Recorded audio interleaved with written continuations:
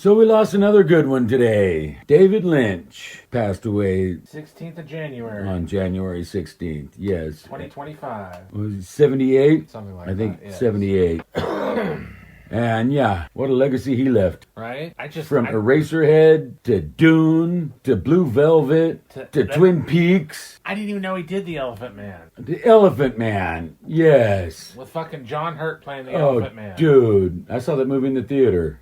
First and only time I've seen it was when TBS was dry humping. And Anthony Hopkins, of course. Yeah. And yes. When TBS was dry humping AMC and they were getting these special movies to present, I was like, oh shit, this is pretty good. A little piece of useless trivia off topic. Speaking of the Elephant Man, Mark Hamill played it on Broadway. Oh. Yeah, that was one of his things that he did outside of Star Wars. He played the Elephant Man on Broadway. Wow. Which, in the stage play, they do it with no prosthetic makeup or anything. You just have to use your imagination, and he moves the way he moves and stuff. But in the movie, though, yeah, John Hurt, man.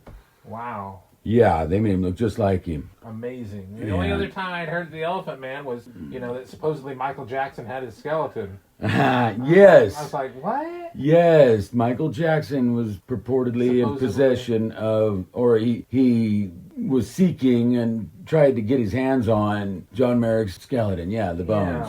Yeah, for whatever reason. Weird, which could be just a Hollywood BS. No, I think that was legit. I don't remember if he got his hands on him or if he was not able to, but he was actively really seeking possession. And anyway, that's anyway, yeah, that's wow. the way I had heard. But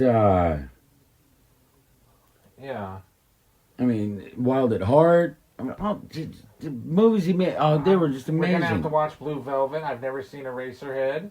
Oh no, we're gonna have to, And I saw Twin Peaks when it first aired, so I was very young, so I might have a very different. I just looked at it as perspective on it. Yeah, I just looked at it as a kind of a quirky police procedural kind of show. Yeah. And then when the dancing midget started... Well, and Kyle MacLachlan was pretty much David Lynch's golden boy there for the longest time. And... He was Paul Atreides in Dune. And Whatchamadigger played... David Duchovny played in Twin Peaks. Yes. As the cross-dressing FBI agent. I was like, wow. Yes. Which I didn't know till way later. And Wild at Heart with Laura Dern before Jurassic Park. Yeah, I think he had a thing for Laura Dern. Yeah, well, I'm sure he did, because I mean, you get to see just about every part of her body that you ever might want to see in that movie. Oh, geez, really? It is very, very open and graphic, and lots of she gets naked quite a bit. My. And her and Nicolas Cage. That's a good movie. Willem Dafoe steals it. Really? Dafoe plays this really sleazy, Dafoe character. Oh, he's great. And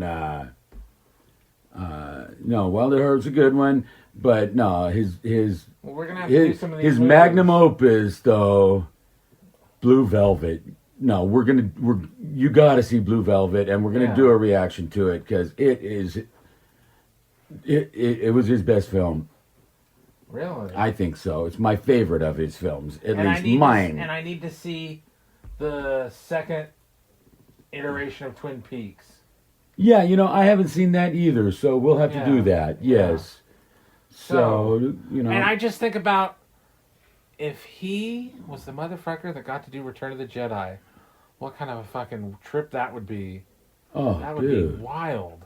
Fucking epic. I mean, because even Dune was so... Dune is epic, except I didn't appreciate it because I saw it every other fucking week on goddamn TV. On Saturday afternoon, they'd play that movie as the second movie, I remember seeing it in the theater, and the theatrical release was different from the video because I heard that when they got through with that whole movie and did their first cut was like over 7 hours long. Oh yeah, yeah.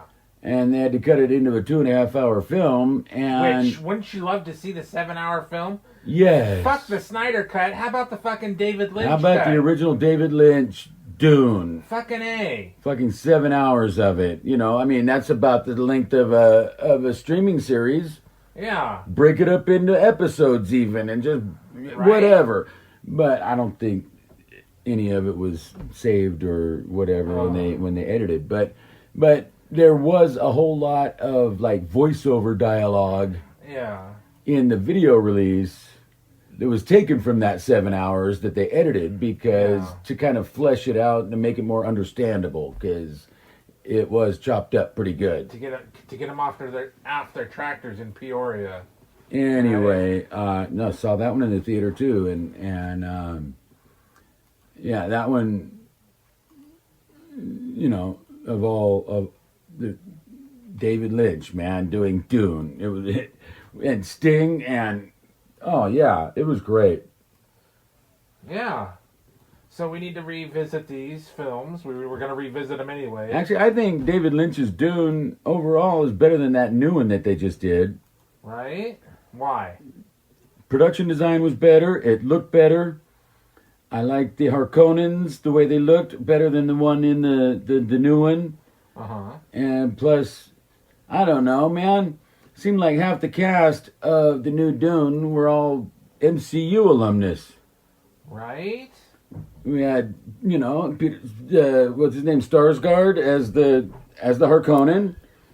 And Eric Selvig and MJ. Zendaya was in it. And Drax was in it. Drax was in. Yeah, I mean, it was like Thanos. Yeah, half the cast was all like MCU people. Yeah. It was trippy. So, but and I really I didn't make it through the second half of that Dune thing.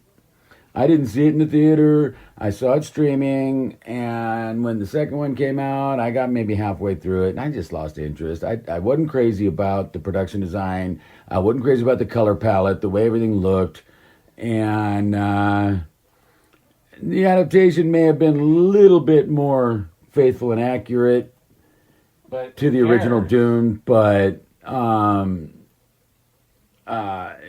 it still didn't work for me on so many levels. And the original Dune, it just had that edge to it, that David Lynch edge. Yeah. Even for Dune, you know, of all things. Right? Yeah, but Blue Velvet, though, man. Frank Booth, Dennis Hopper, unforgettable performance. Wow. And Isabella Rossellini, and again, Kyle MacLachlan, and oh god, I forget his name again, but the dude from Quantum Leap, the hologram guy. Oh, okay, yeah. The Cylon. Yeah, his little hologram buddy.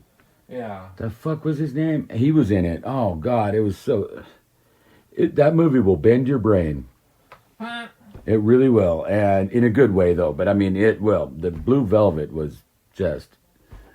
Wow, what did I just sit through? And right. I can't wait to sit through it again because it just is too much, man. Nice. I think it's his best film, or if nothing else, it's my favorite of his films.